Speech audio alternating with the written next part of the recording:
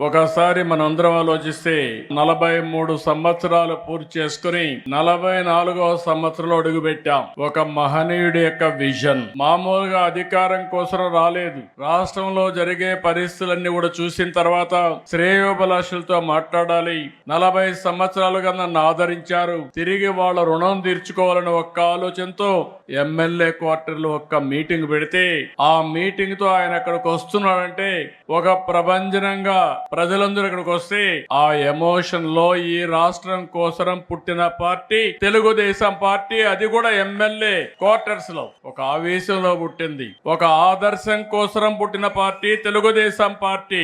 అదే ఒక సంచలనం, అదే ఒక శక ఆరంభం, అదే ఈ రాష్ట్రానికి ఒక చారిత్రక అవసరంగా మారే పరిస్థితి వచ్చింది.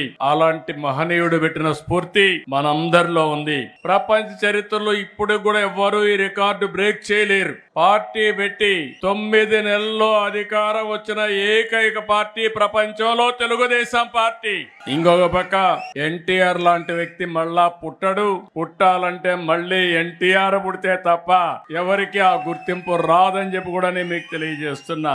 అంతవరకు రాజకీయాలు చూస్తే ఒక పరిపాలన, పెత్తందారి వ్యవస్థ. మామూలుగా ఎమ్మెల్యేలంటే అందులో షెడ్యూల్ కులాలంటే చదువు రాని వాళ్ళని పెట్టి ఎక్కడికక్కడ పెత్తనం చేసే రోజులవి. మొట్టమొదటిసారిగా ఎన్టీ రామారావు గారు వచ్చిన తర్వాత చదువుకున్న వారిని రాజకీయాల్లోకి తెచ్చిన ఏకైక నాయకుడు నందమూరి తారక రామారావు గారు అని చెప్పి మీకు విజ్ఞప్తి చేస్తున్నా. అది కూడా ఒక విజన్. రాష్ట్రం బాగుండాలంటే యువ రక్తం రావాలి. అంతవరకు ట్రెడిషనల్ గా ఉండే పాలిటిషియన్స్ పోవాలి. అదే మరిగా చదువుకున్న వ్యక్తులు రావాలని ఆ రోజు ఆలోచించిన వ్యక్తి ఎన్టీ రామారావు గారు.